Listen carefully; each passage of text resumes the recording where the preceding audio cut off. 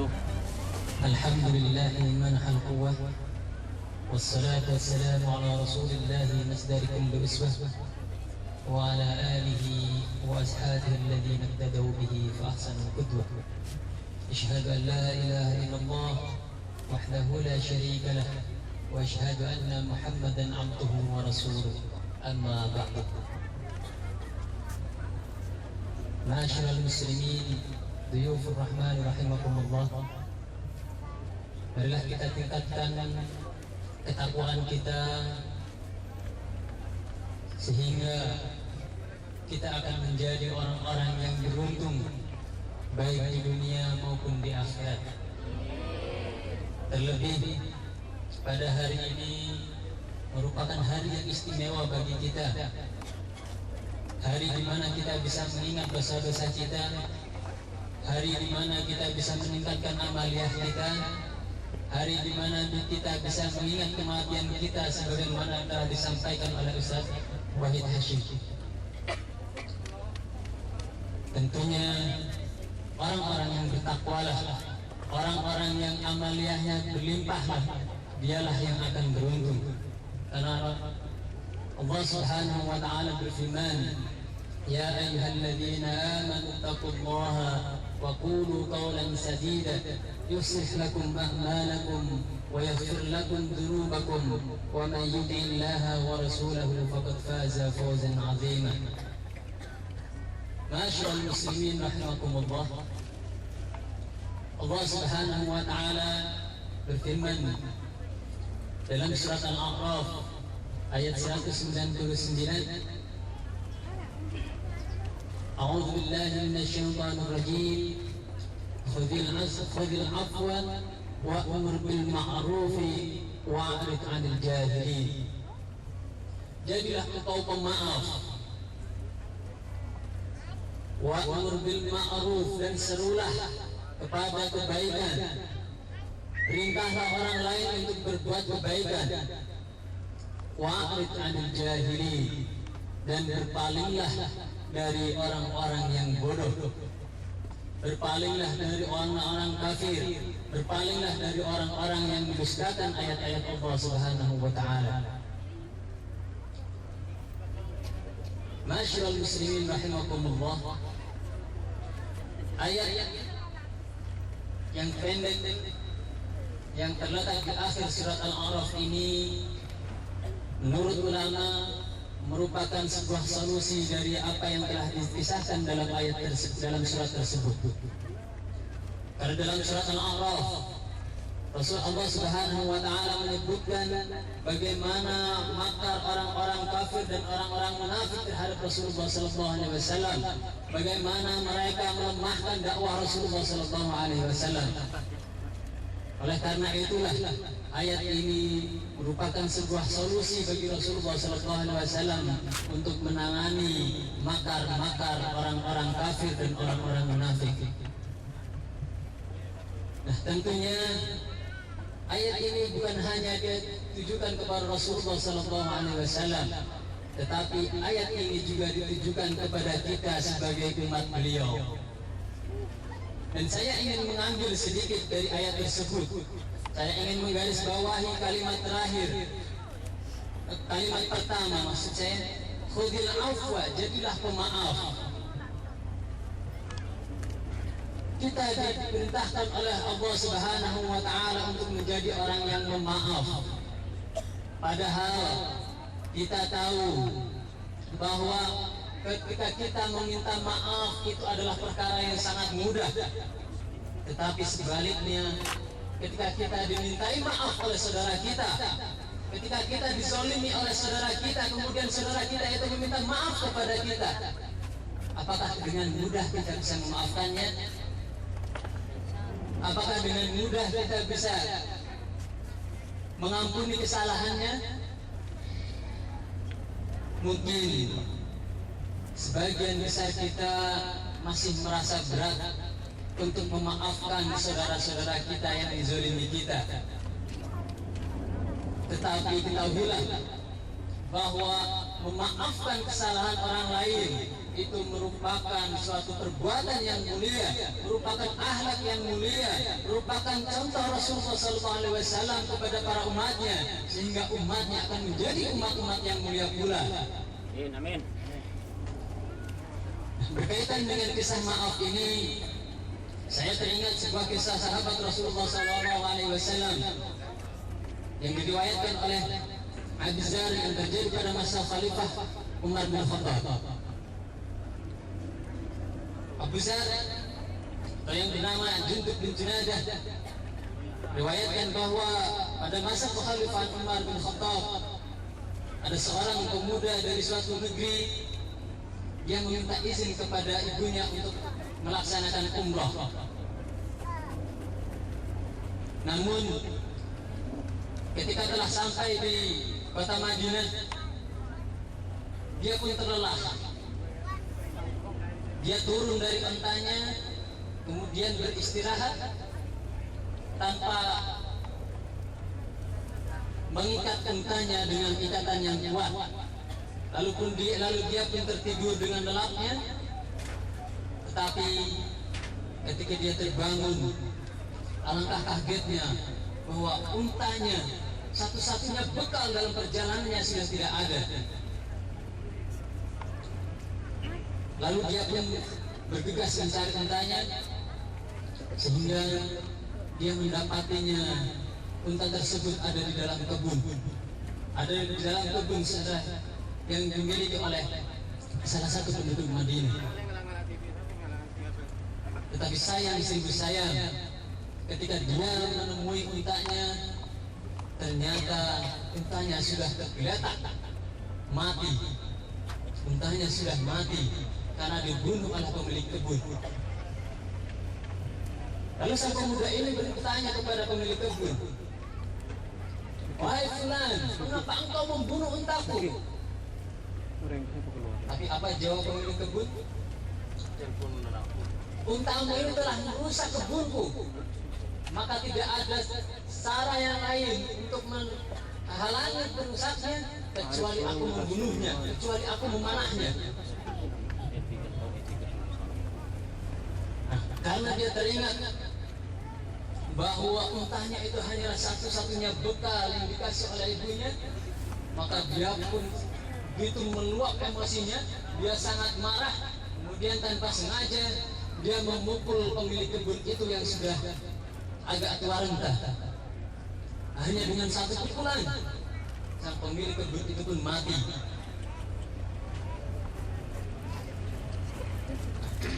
Lalu datanglah kedua anak dari pemilik kebun ini yang kemudian melaporkan kepada Khalifah Umar bin Khattab. Ketika mereka menghadap Khalifah Umar bin Khattab, mereka mengatakan, "Wahai Amirul Mukminin, pemuda ini telah membunuh orang tua kami. Maka qisaslah, maka hukumlah dengan hukuman yang setimpal." Kemudian Amirul Mukminin Umar bin Khattab bertanya kepada sang pemuda itu. Tetapi apa jawab pemuda? Dia begitu gagah berani mengatakan dan mengakui bahwa dialah yang telah membunuhnya. Lalu sang Amirul Mukminin Umar bin Khattab jatuhkan hukuman qisas kepadanya. Tetapi sang pemuda itu meminta izin kepada Khalifah Umar bin Khattab untuk berpamitan kepada ibunya, karena ibunya telah tinggal sendirian dan tinggalkan dengan izin untuk umrah, tetapi dia akan mendapatkan qisas karena perbuatannya. Lalu dia mohon kepada Amirul Mukminin, "Wahai Amirul Mukminin, bisakah engkau menangguhkan hukuman qisas ini kepadaku? Aku ingin pulang ke negeriku untuk meminta izin dan untuk berpamitan kepada orang tuaku." Tapi syarat dari Amirul Mukminin yang membolehkan untuk pergi dengan satu syarat, agar dia bisa mendatangkan seseorang yang dapat menjaminnya. Tapi jawab pemuda itu, wahai Amirul Mukminin, bagaimana saya bisa mendapatkan seorang penjamin? Saya ini orang asing di sini, saya ini seorang musafir. Tetapi belum selesai, seorang pemuda itu mengatakan bahwa dia adalah seorang musafir, bahwa dia adalah orang asing. Abizar menunjuk tangannya, seraya berkata, wahai Amirul Mukminin, saya siap untuk menjadi penjamin pemuda ini. Dengan adanya penjamin, maka sang pemuda itu pun bisa pulang ke negerinya untuk meminta izin dan berpamitan kepada orang tuanya. Dan ketika saatnya tiba, saat eksekusi itu tiba, sang pemuda itu pun tidak nampak, belum nampak sampai menjelang sore hari, bahkan sudah menjelang maghrib, sang pemuda itu belum nampak. Dan kemungkinan orang-orang itu telah mengira bahwa pemuda itu telah mengingkari janjinya. Tetapi Abu Zar tidak pernah gentar, dia tetap teguh, dia tetap yakin bahwa sang pemuda itu akan datang untuk memenuhi janjinya. Dan ketika menjelang tenggelamnya matahari, sang Al-Gojo sudah siap untuk memenggal kepala Abu Zar sebagai penjamin pemuda yang pemuda tersebut. Tetapi sebelum sang Al-Gojo itu mengangkat pedangnya, terlihat seorang yang tergopoh-gopoh naik kuda. Dari kejauhan terlihat ada seorang yang semakin mendekat, dan ternyata itu adalah pemuda yang membunuh pemilik kebun. Lalu ketika dia turun dari kudanya, yang pertama kali dia lakukan adalah meminta maaf kepada Amirul Mukminin. Wahai Amirul Mukminin, mohon maaf atas keterlambatan saya, dan sekarang saya siap untuk dikisos. Saya siap untuk menerima hukuman apalah akan perbuatan saya.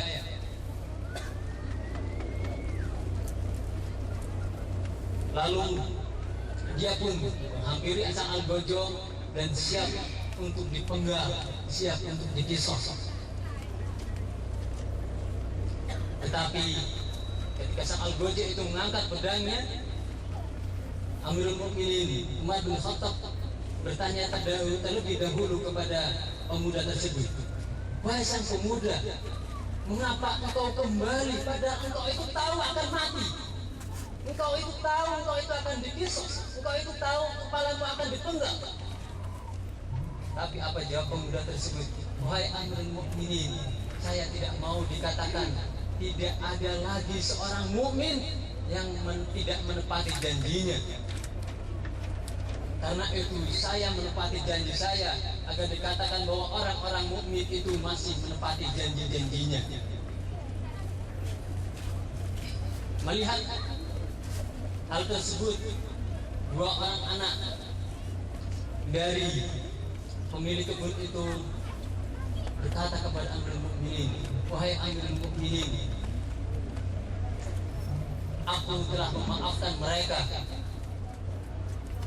karena aku takut tidak ada lagi seorang mukmin yang dikatakan tidak pernah memaafkan saudaranya. Aku takut tidak dikatakan seorang mukmin yang pernah berbelas kasihan kepada saudaranya. Oleh karena itu saya memaafkannya dan hapuslah hukum kisos kepadanya. Lalu sang Amirul Mukminin bertanya kepada Abu Zar, wahai Abu Zar, mengapa engkau mau berani memberikan jaminan kepada seorang pemuda ini padahal engkau tahu bahwa pemuda ini adalah pemuda asing yang engkau tidak tahu dari mana asalnya. Bismillahirrahmanirrahim.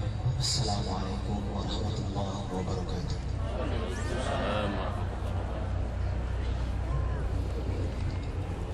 A'udzu billahi minasy syaithanir rajim.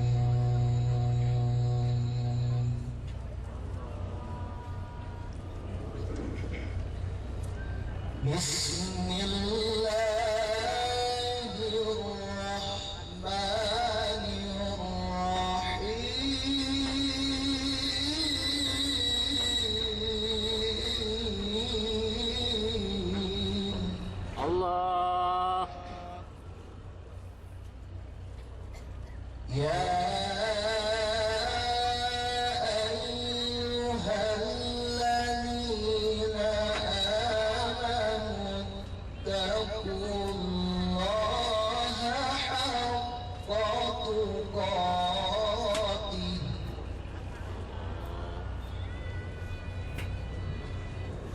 اتقوا الله حق تقاته ولا تموتن إلا وأنتم مسلمون بحبل الله جميعا ولا تفرقوا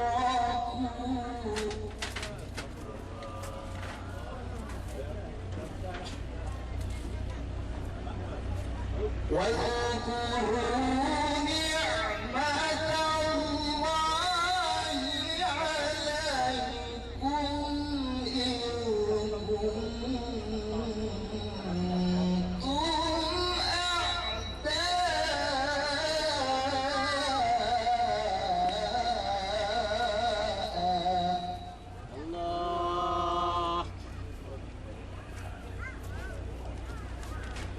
فألف بين قلوبكم فأصبحتم بنعمته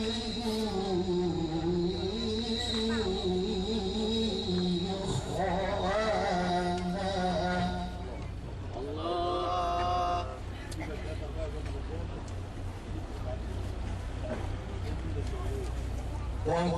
وكنتم على شفا حفرة من النار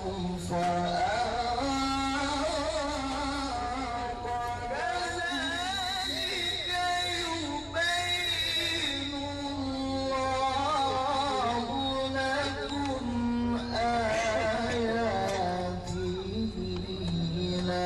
لعلكم تهتدون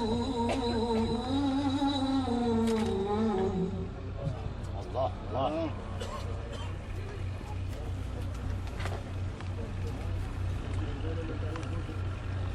ولتكن منكم أمة يدعون إلى الخير ويأمرون بالمعروف الله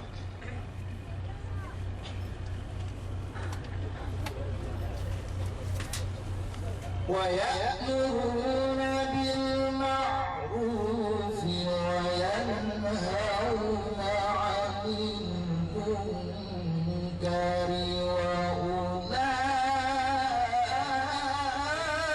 وأولئك هم المفلحون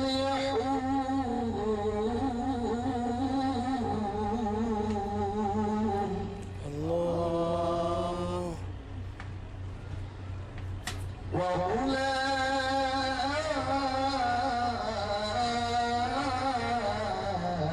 وأولئك هم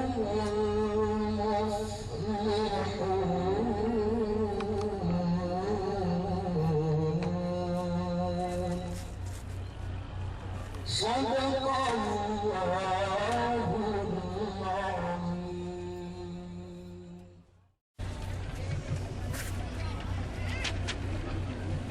Bismillahirrahmanirrahim. Assalamualaikum warahmatullahi wabarakatuh. Warahmatullahi wabarakatuh. Kami ulangi. Assalamualaikum warahmatullahi wabarakatuh.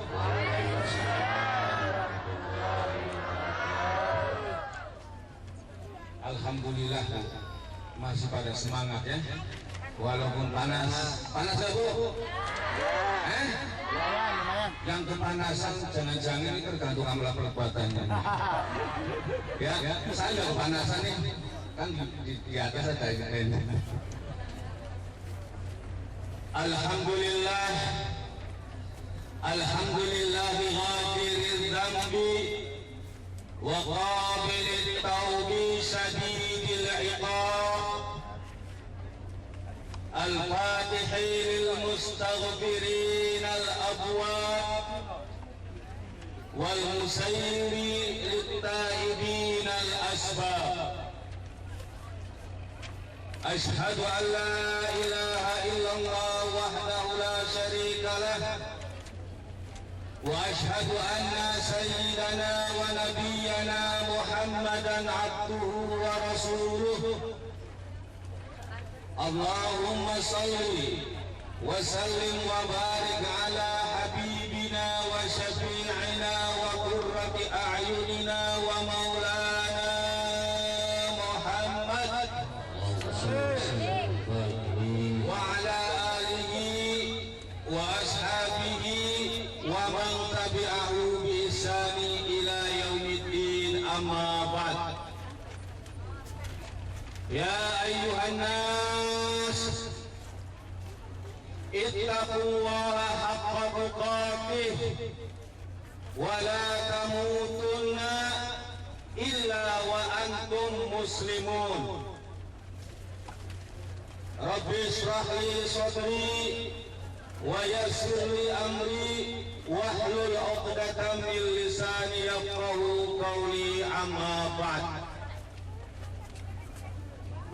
Wa qala Allah ta'ala bil Qur'anil Karim wa huwa asdaqul qa'ilin. A'udzu billahi minasy syaithanir rajim. Bismillahirrahmanirrahim. Ya ayyuhalladzina amanu tubu ilallahi taubatan nasuha. Asa rabbukum ayyukaffira ankum sayyi'atikum wa yudkhilakum jannatin tajri